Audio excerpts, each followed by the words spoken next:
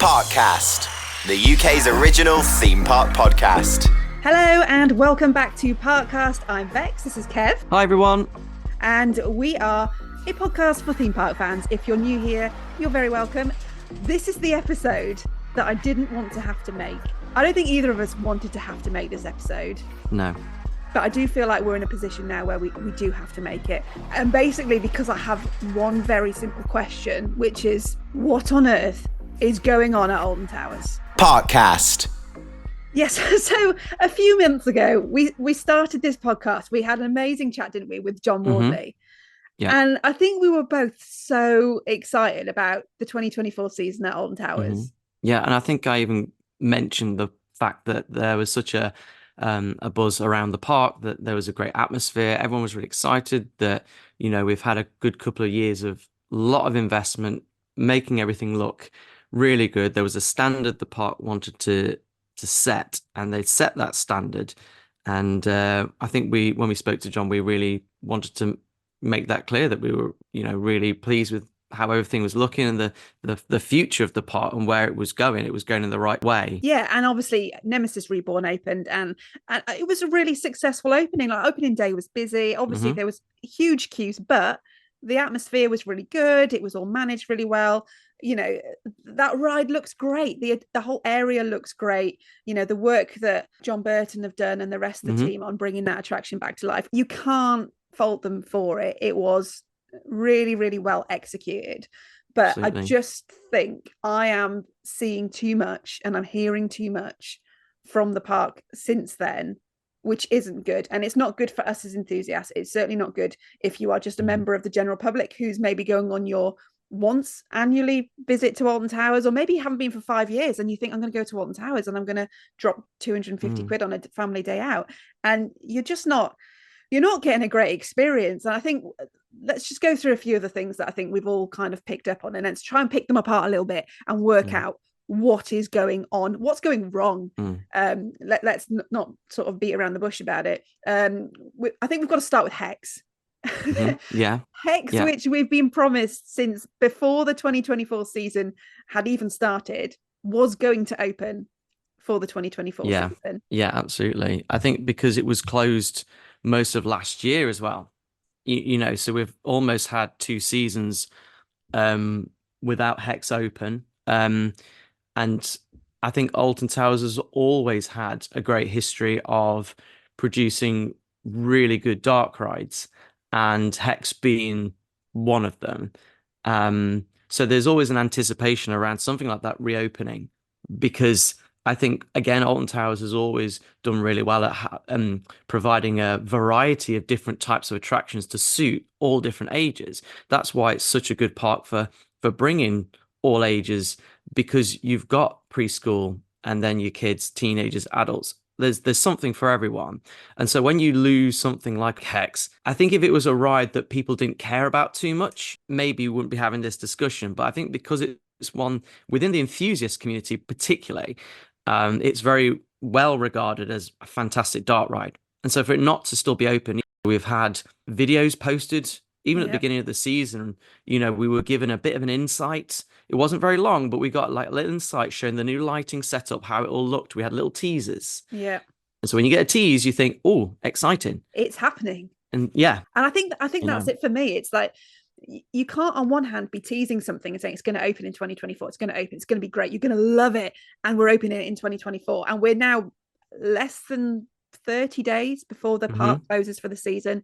And I'm not an enthusiast who demands that parks tell us everything and tell us all their future plans, and you must give us all the information. But when you have teased something and you have told everyone, not just enthusiasts, you've been very public that a ride is coming back in 2024, it's starting to feel really disingenuous.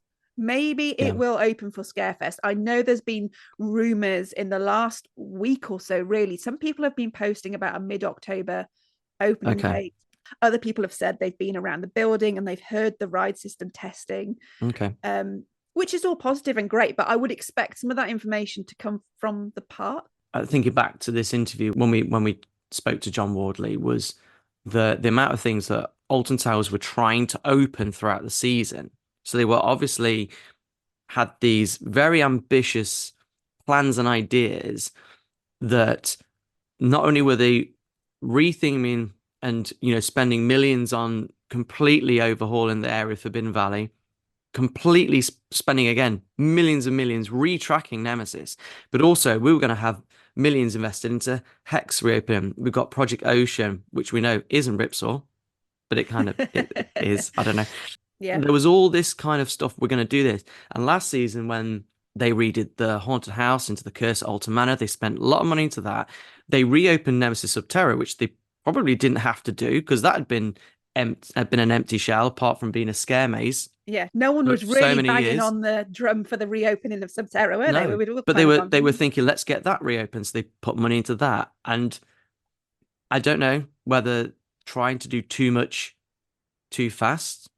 The focus should have been on Nemesis Reborn and that whole area, and that would have been fine for me as a huge fan of Alton Towers and of that ride. That would have been fine for me. I could have easily waited for Hex to open, and unfortunately they'd obviously. I feel like there's been too much emphasis on.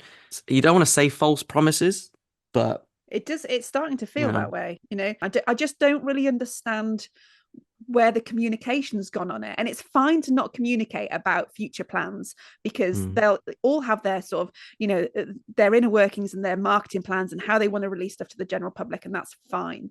But when you have already released a plan to then not update on it just seems really strange. And I don't understand why they think that's a good thing to do. And I think it's compounded by the fact that this year in particular, Alton Towers have had a dreadful run of ride availability. I mean, I don't remember a year where I've seen so many complaints about major attractions not being available. And the fact that Hex isn't available obviously adds to that because it's another attraction that is on that unavailable list. Yeah, absolutely. I know you went a couple of weeks ago to Oktoberfest. Yeah. So because it's, you know, the part that's nearest to me, it's the one part that I visit the most. And like, I just want to say as well, because I'm always quite a positive person, and as I'm getting older, I don't want to be. I know me, I can find myself getting a bit grumpier as I'm getting older. You know, as I go to Alton Towers a lot, you start to spot things. It's very easy when you see it a lot. You start to see things that aren't quite right. If something's not working, like for me, if there's a particular effect that's not lit up on Curse at Alton Manor, I'm first to spot it because I know now. Hang on a minute, that's not working. You add it to your little notebook. Add it to me. Yeah, I must remind whoever about this effect is down. I have done it as well, just so.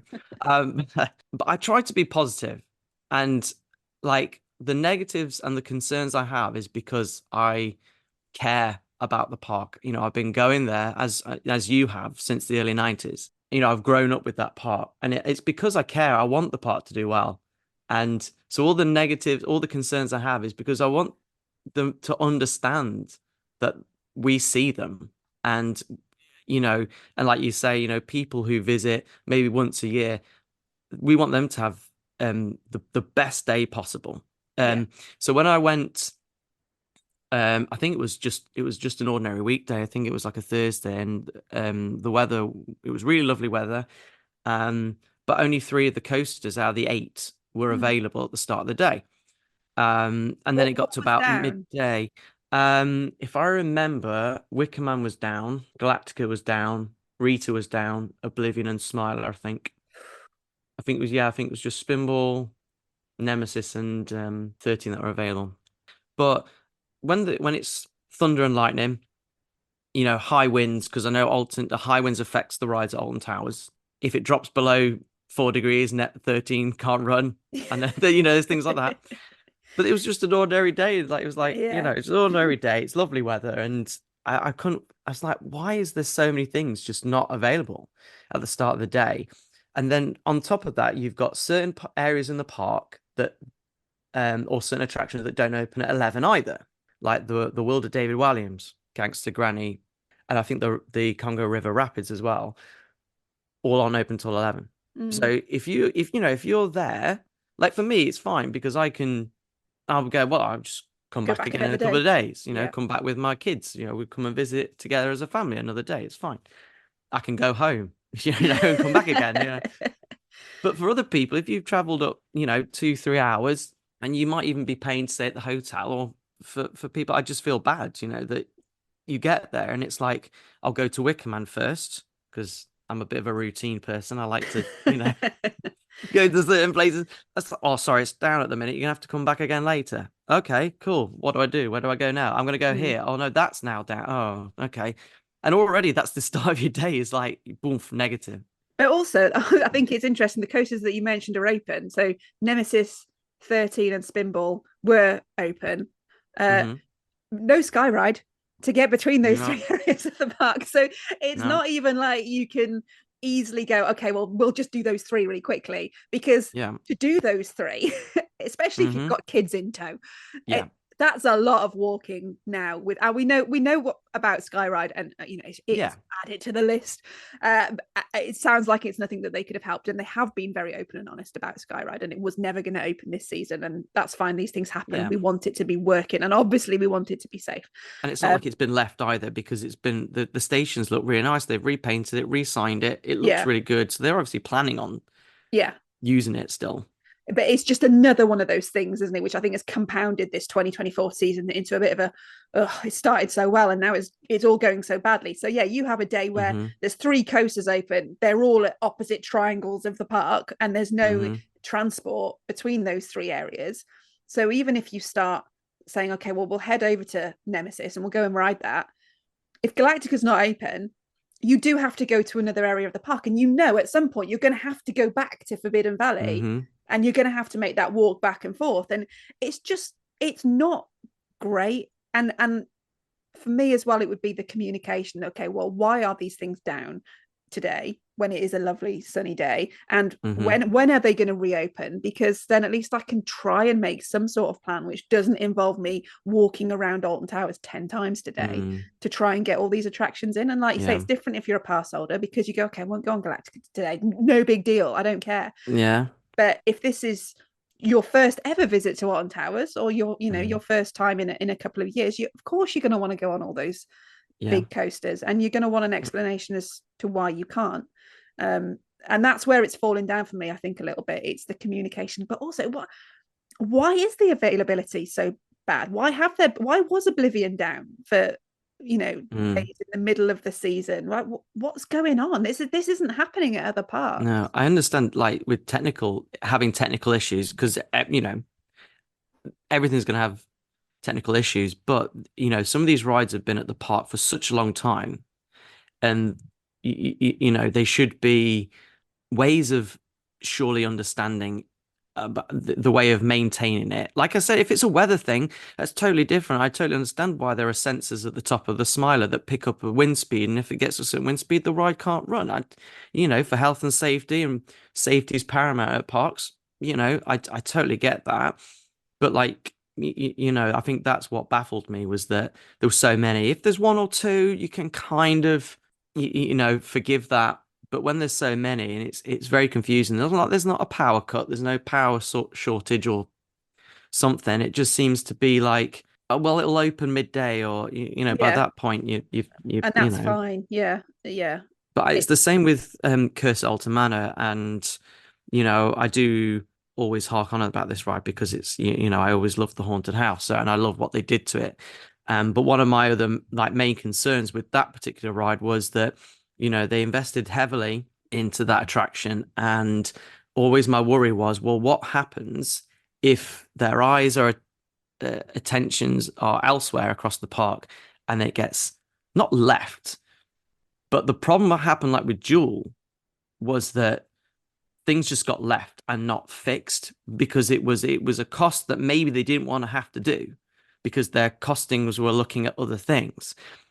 And my concern with Curse at Alton Manor is very, very similar. And I've started to notice things like that start to creep in. Now, Trommel Tunnel hasn't worked on that attraction for a long time. Last few months, that's been down. And that was down for many, many years when it was Jewel, because it was a huge cost to fix it. Now, they got it sorted, but whether it's to do with the welding on it, or because of the speed of the tunnel is affecting how it's structurally held together, is stopping that from running. And you can't help but when you're on that ride, you come round the corner and you see it not working. It's like a blur. Oh, Yeah. no. And I think they tried turning it slower to see if that will do it. But again, it doesn't have the same effect. Well, the actual drum is rotating slower.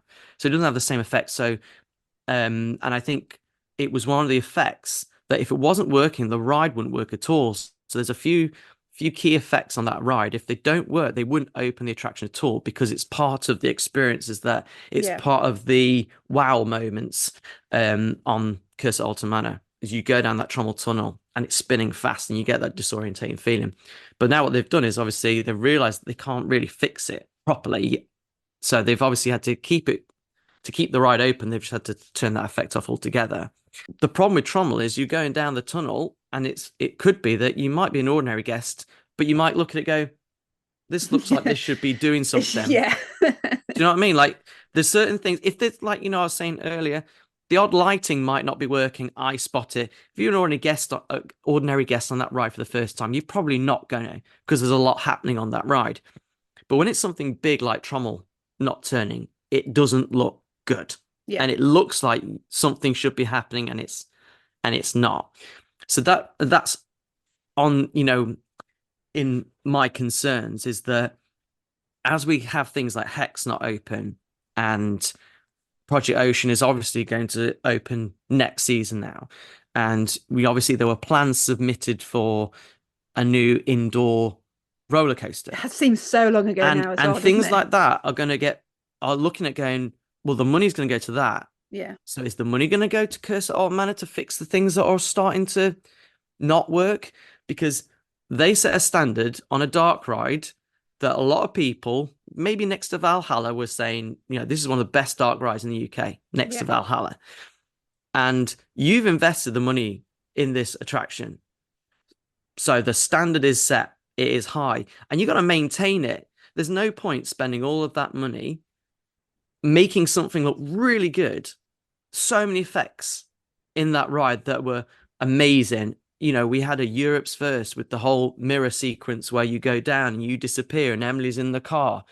They're doing all these things, but it's no good then not maintaining it. And I think we're coming into the crux of the problem, I think, here, is the investment that they've spent on doing these things, but then it looks worse when you've stopped. So yeah, obviously we don't know how, have any view on the inner workings of their finances and where things are. They clearly are investing in the big things like Nemesis Reborn, reopening Hex. But it does seem that it's, at least for this season, it's been at the expense of some of the little smaller things that you kind of wish they would have kept the money for, like maintenance, repairs, like events. The events this year have been hugely reduced. Is that now forever? Have they decided that actually some of those events were just not worth putting on? We've basically this year we've had Oktoberfest, which was reduced from years gone by. All the entertainment was now in just one area this year.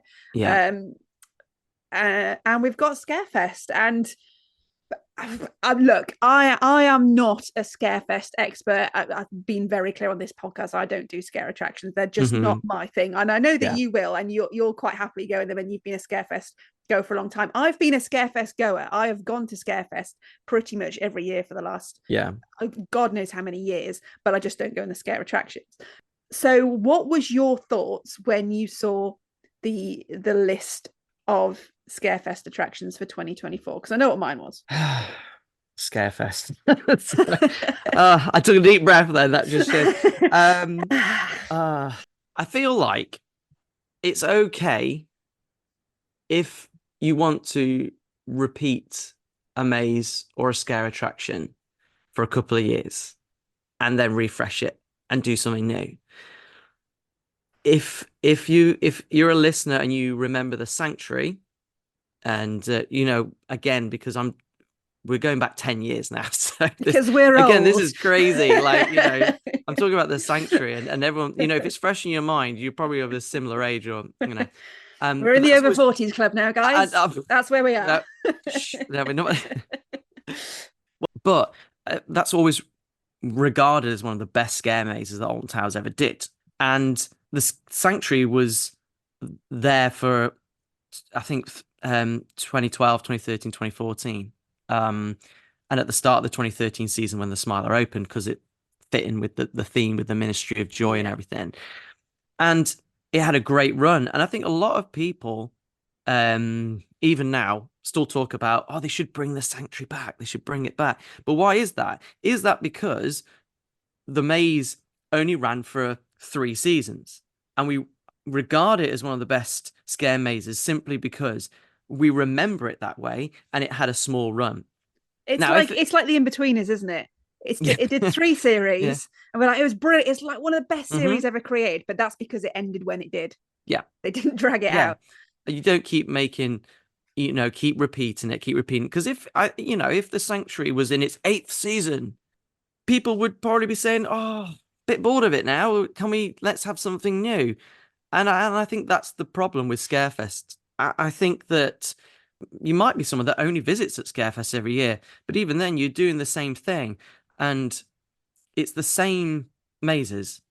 And yes, I get with mazes like Altonville Mine Tours, for example, they might change the story, slightly change the route, but it's still very, very similar.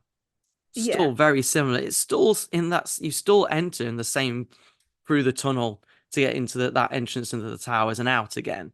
And it feels a little bit lazy, I think. I think it feels like. Let's just run through what we've actually got at Scarefest this year, and we will do another episode on in a bit more detail about various scare attractions, not just Scarefest, but Fright Nights and other places as well. But this is what we've got at Scarefest. So we've got Altonville Mine Tours.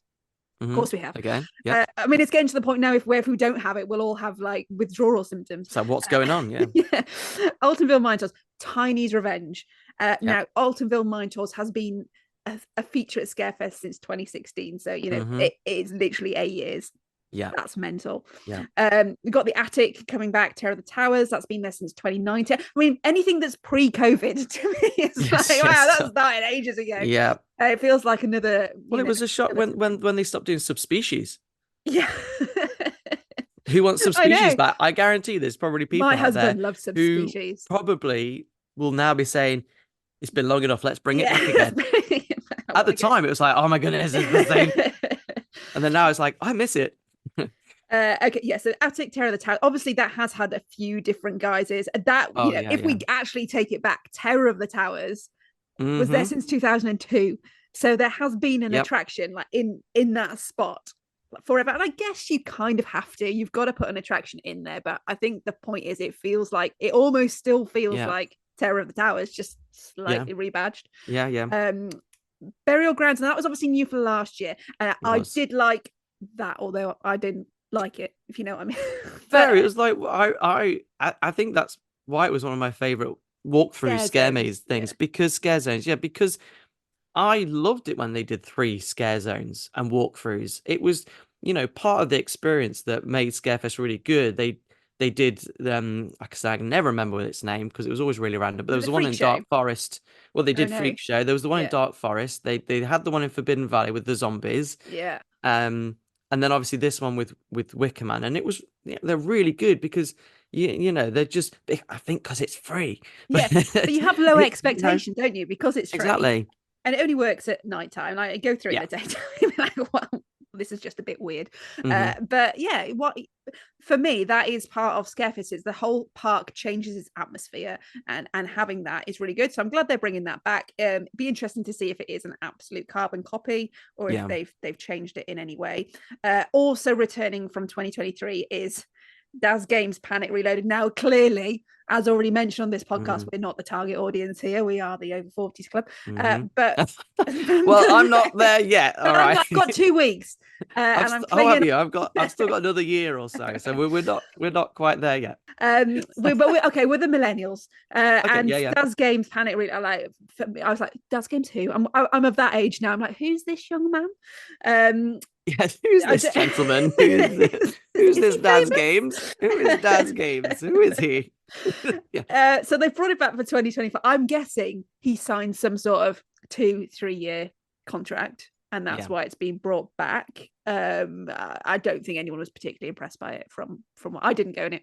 I haven't seen anyone who said yes, that was exactly what It was Scarefest needed. different. That's Okay, not if always a that's the positive. best way of saying it was different from other it was a thing of where you obviously having to find your symbols Yeah, around the room yeah. and escape.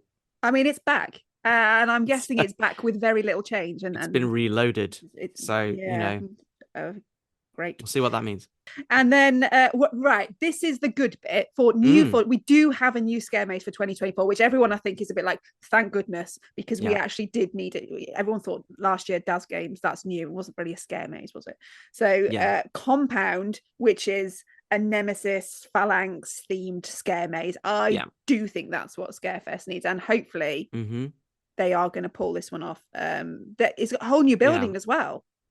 And I think some of these are always some of my favorite scare attractions is when they link them to an attraction at the park.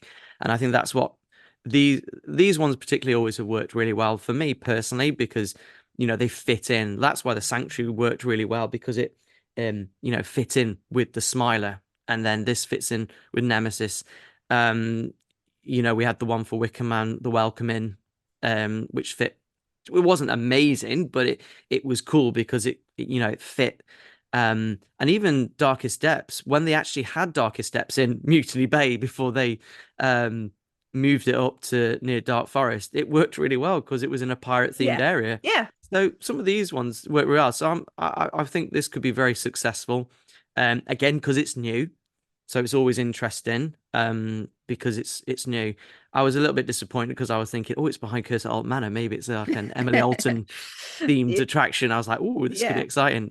I'm still, excited to see it linked with Nemesis. So yeah. And it is new, so we can't fault them for the fact they have they are giving us a new maze in 2024. But the rest of it, I don't know. It feels a bit lazy again, and I'm very happy to be proved wrong. But for me, it feels a bit like it feels like Scarefest is a bit.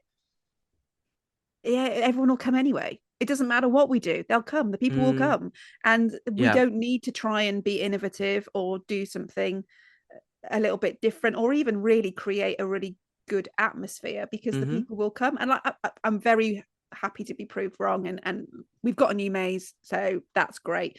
Just to say as well, there's also another new maze, of course, where the dungeons were, where Charlie and the Chocolate Factory was, Toyland Tours, if you're part of the Millennial Club. If we're talking about bringing back old rides, can we just completely bring back Toyland Tours again? Let's refresh all John Wardley classics at the park. Let's just get Toyland Tours back as well, please. Why don't we bring Toyland Tours back, but for Halloween, and all the toys are really like creepy? Oh, okay. Okay, cool. Okay, now we're talking. Okay. You can have that on us, John Byrne, if you're listening. In the Dungeons building, we have Amigos in the Afterlife, which is a family scare attraction. So that'll be nice to see. Again, something new. Trick or Treat Town's still there with its rip-off price of Haribo. The Alton Ancestors are, of course, and they're talking about who's been around a long time. The Alton Ancestors since 2014. They are becoming ancestors, really, aren't they? They are, yeah. You think they won't need to dress up soon. It's just their haggard faces. Turn up and yeah. I think that's the thing, isn't it? It's like they're obviously popular. People do enjoy the Ancestors show. If it was me personally, I would quite like to see them more around Gloomy Wood area. Yeah. Because I feel like you've got a haunted house in the park, and it's never really utilized much for Scarefest. I know they did Duel Live at one point, which was cool when they had actors inside the attraction until they realized the health and safety. But it's very rarely used. I'd love to see the Ancestors used more. I think they did actually at some points go down to Gloomy Wood and do shows down there. But again, I think this is the thing with Scarefest. If it's popular and people like it, it's almost like, well, we don't need to change it. Yeah. It's like that case. Well, if it ain't broke, don't fix it. Yeah. But sometimes it does. A lot of these things need refreshing. Yeah. Same with Trick or Treat Town. I have done that. If it's popular and people like it, then they don't seem to want to change it, and I think that's the issue.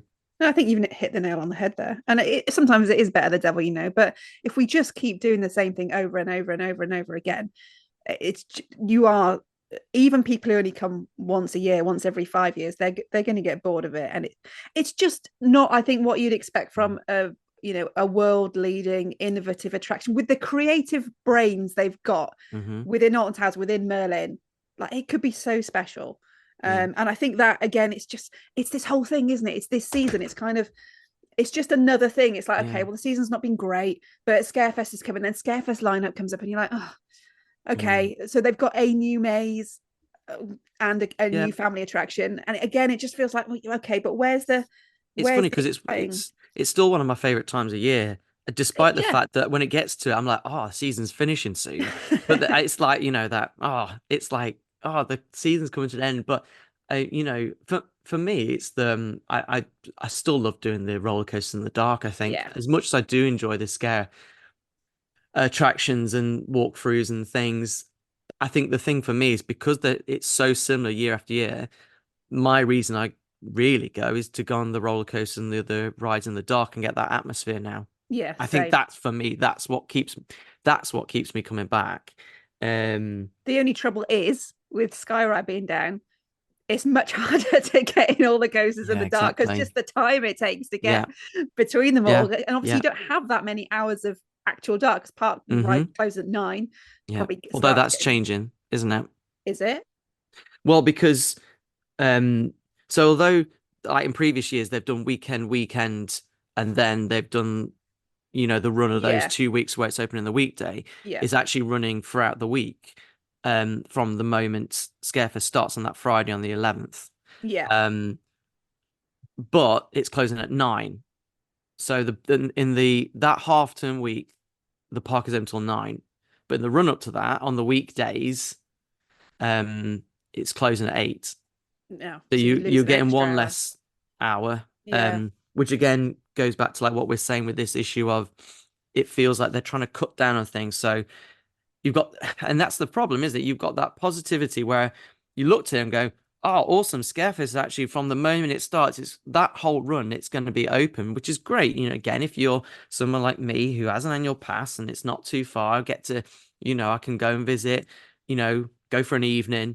But now it's almost like, oh, and it closes at 8. So is it worth going up, until the half-term week? But then half-term week, it's going to be always busy, because it's like one of the busiest times of year. So I know why, but at the same time, half terms in the UK have changed greatly over the last few years. Rather than when it was just 1 week of half term, everyone had the same week off.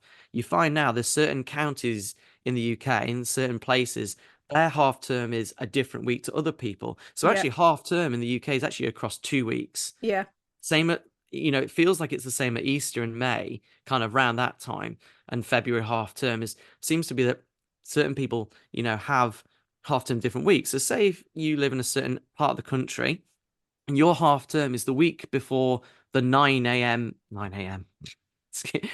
p.m. closing. That means your half term week, you're getting one less hour. So, good point. Well made. So a positive for Scarefest I will draw on is that they've pretty much kept their pricing the same for the scare mazes for this year. Looks to be about the same. So your combi pass is £34. They have brought in, now I don't understand this at all, but they've brought in there's only 100 available, of which they are currently still available. Possibly not all 100, but there are certainly some available. £120 for Merlin annual pass holders. You can get an unlimited Frights pass, so that's unlimited on all the scare mazes. You do have to pay an extra £100, and you do have to be a Merlin annual pass holder. To me, I don't know why you'd want to do that. Also, they've done this before, apparently, quite a long time ago, and so it was almost like having an annual pass for the mazes. Scare mazes. You could literally queue up for the maze, do it, and then you could go back round and join the queue and go around again, which I think I thought was popular. So when they only did 100, I was a bit like, that's weird, because I thought this would be something that would be, very, very popular. But again, I think it's for people who, if you're able to visit regularly and you don't mind going around the scare mazes. But I think the problem they had was that, again, because you could just rejoin the queue, and then you'd have people sharing online or telling people where the scares were, where the actors were, because you've been around it multiple times, you knew exactly what was happening. And so you get things like spoilers, And Yeah. that's what makes these scare attractions fun, is not knowing where the actors are. Again, that links back to the problem with when you have the same scare maze open year after year, you know exactly where the same jumps are happening. And you can just walk through literally going, oh, I know who's about to, when this is going to happen. I don't have to crawl through here and it's just and that's the thing, isn't it? It's not actually scary anymore. Yeah. And And so really, if you're paying for this pass, I'm looking at the 4 mazes now. And so really you're getting that pass probably to do compound numerous amounts of times. Because if you've done Mine Tours, Terror of the Towers, even Daz Games again, although it was just last year, you're obviously doing, the same ones again and again and again. Maybe that's why they've not sold. If you've got 4 brand new scare mazes, 4 brand new scare mazes, they would probably sell out instantly. So, and I do know someone who has one. So, is it you? No, it's not me. No, it's not me. Surprise! No, I know someone who's got one. So I will be, interested to speak to him. Yeah. And find out how it works. Actually, well, we're definitely going to do once obviously Scarefest has opened and Fright Nights has opened and other various scare attractions around the UK is open. We'll definitely do an episode on that, so we can circle back to it. But yeah, it'll be interesting to see. There's some positives. Pricing, new maze, that's good. Yep. I think for me, it just feels a bit samey again. Obviously, we don't know for sure until the thing actually opens. Yeah. And it'll be the same with the entertainment, Bex. It'll be the same with the entertainment because one thing that Alton Towers I always feel has done really good at last few years is the entertainment side. Putting on shows throughout the day, music, dances, all these sorts of things. I think is really makes a theme park as well. So you've got your attractions, places to eat, which we'll probably touch on in a bit. But for entertainment is a huge part because it's a thing you don't have to queue for, if you like shows and stuff, it's, great. So I'll be interested to see, are the shows going to be exactly the same? Is it the same set list? Is it the same thing? Because again, the same with Oktoberfest this year. We talked about reduced entertainment because normally you'd have the stage in the courtyard area. You've got the main stage. You'd have other things going on, and obviously that all moved onto the lawn. And it was great having the marquee put up for Oktoberfest this year. I think that was a great investment. But again, Oktoberfest, it felt very, very, very similar. So you're watching the same set list, and literally, Bex, if I have to hear "Hey, baby" one more time, I was literally going to lose it. Well, we don't know until it starts, and we will, obviously, like we say, report back, and it could be a great. The thing is with Scarefest, you never know. Even with the same lineup, sometimes the atmosphere is just there, and other times it's just not. But we can only see. I mean, we're getting towards the end of the episode. There's just a couple more things that I did want to touch on when we're talking about what is going on at Alton Towers in 2024. I think this isn't just solely Alton Towers. This is a Merlin-wide problem, but the food situation, I mean, that's not helping any of the complaints I've seen about food this year. Oh my goodness. And theme park food is never great, but this Aramark contract, which I know has been discussed so many times in enthusiast circles, but surely something has got to change. For me, it's the cost versus quality.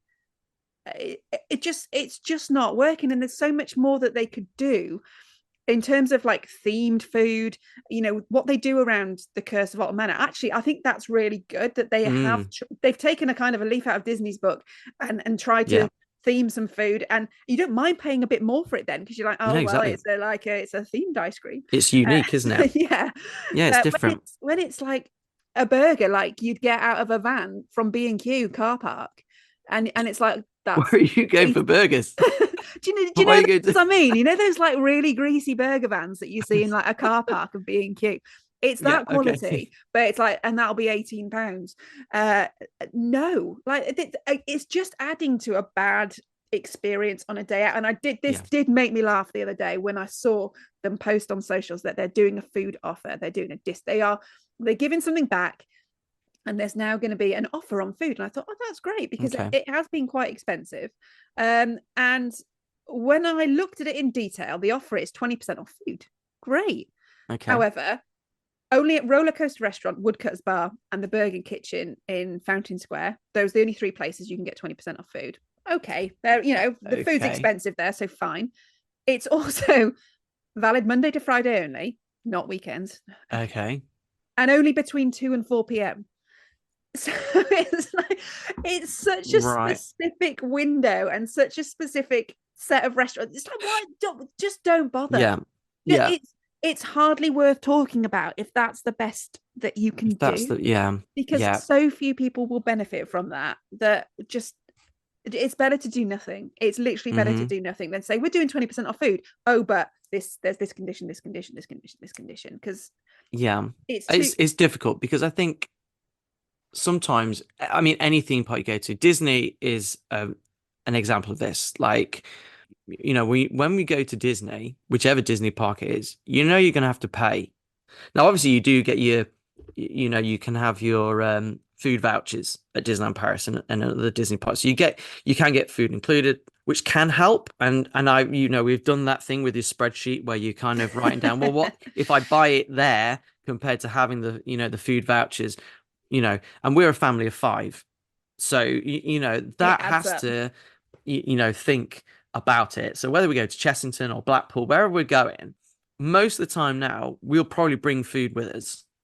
Yeah. And that's my kind of top tip. If you're a family, going to the theme park, bring food with you. I know it's a pain in the backside because you've got to bring goodness knows amount of food with you. But actually, I mean, we do it at Paris as well. When we're going to, these parks around Europe as well, a lot of the times we'll bring stuff with us because you're going to have to pay. And it's the same at Alton Towers. It's very rarely I will actually eat there now. Yeah. Very rarely. And that's where you get a even discount with 20%, as well. even with 20% discount. Yeah. I mean, the amount of times, like, I'll go through Katanga Canyon and there's the sign for pizza pasta. I'm sure pizza pasta's gone up twice or something in a season. And if you've paid to visit the theme park, say you don't have an annual pass, say you haven't brought packed lunch with you, I mean, you're talking hundreds of pounds here. And then if you've got kids and they want to buy, if you want to buy a photo, you've been on Oblivion for the first time, you've been on Wicker Man for the first time, you want to get something to remember that. So, you might want to get some merchandise, get a photo. All these things add up as well. It contributes to the whole feeling of have I had a great day or not, doesn't it? And you could go to Alton Towers on a lovely day and all the rides are available and the queues are minimal and you've taken most of your food with you and you got 2-for-1 vouchers off the back of a packet of soap and you go, we had a great day. But actually, if you've not done any of those things and you've just bought tickets and it's terrible ride availability and you haven't brought any food with you because you thought, no, we only go to a theme park every 1, 2, 3 years, we'll get our food there, and you've paid probably about 100 quid for lunch for you and your family once you've included your drinks and everything like that, and it's really bad quality, and then you've paid 200 odd quid to enter the park, so you're talking probably £300 at least, plus your petrol, everything else for a day out. And actually you've not got on many rides and you've had a really rubbish lunch, and that's where you're like, I'm not doing this anymore. And that's where all these little things that we've talked about in this episode kind of add up, and that's, you're always going to have bad days at theme parks. It doesn't matter what the park's doing, but for me this year, I feel like the park has allowed too many bad things to kind of convolute and happen to too many people all at the same time. Yeah. And I didn't want to, I've just suddenly thought about this as well, but what was if it's busy and you want to buy fast passes, fast tracks? Like, I'm not a fan of fast tracks. Yeah. It's the same thing, isn't it? If it's over a weekend and it's busy. Yeah. And then you go double the price at least. I mean, you go on the app and it's like one shot on, solo fast pass for this, and it's £8, £10 to get onto Wicker Man. Oh, I've not been able to get on Wicker Man yet. I really want to do it. Well, it's an hour queue. We definitely need to do an episode, I think, about queues, ride access pass, how Fast Track plays into that as well. I mean, there is so much we cannot fit it into this episode, but there's definitely a discussion there. And just the one other bit that I suppose ties into all this, and you're talking about visiting and stuff, is the hotels, and where I mean, where they're being priced at the moment. It's eye-watering when you look at, especially weekends. I know everywhere's expensive to go on a weekend and school holidays. It is, but it's one night in a hotel, and I just don't think you're getting the value there anymore. You don't get the entertainment that used to be there. Everything. I saw a picture of someone who posted about 10 p.m. and it was like a ghost town in the hotel, which just wouldn't have been a thing years ago. And I'm not someone who wants to just keep going, bring it back like it used to be. It needs to be like it used to be. But this is a place that is selling itself as a resort. And we spoke to John Wardley, and here's one improvement that he said, someone who was involved with the hotels from the very start. He said it needs an entertainment venue, like a whole why venue is there no space? Why is there no space for putting on shows and entertainment in the evening? Because people want to be entertained and they want to feel part of something whilst they're staying in these hotels. It's like, wow, that's John's grand vision, but we can't even get entertainment on in the bar. Like, if they can't do that, what hope have we got for sort of big scale entertainment in the hotels? And more people, I think, are going, I'll just pay for the Premier Inn at Uttoxeter, because actually, what am I getting apart from that very convenient walk into the park or the walk back to the room at the end of the day? That's it. It's not worth it for me anymore. Even as a treat, it's you come away feeling ripped off, and that's not a nice feeling to have for anyone. And I think that's what they need. Somehow they've got to add some value back, and it doesn't have to be through cost. It can just be through experience and atmosphere. Yeah, I mean, the entertainment's got better. There was a time where you know, because of where I live, I very rarely don't need to stay in the hotel, but would actually go to the hotels to watch the shows, because again, we're talking about 10 years ago now, but when they were putting on these shows that went on till late, there was multiple shows, the music, it was just so good. I mean, the internet's better, but I think they were worried about sound pollution and like noise and waking people up, because people they were thinking maybe because they've had a busy day at the theme park, they're going to go to bed early, and so we don't need to put any shows on after a certain time.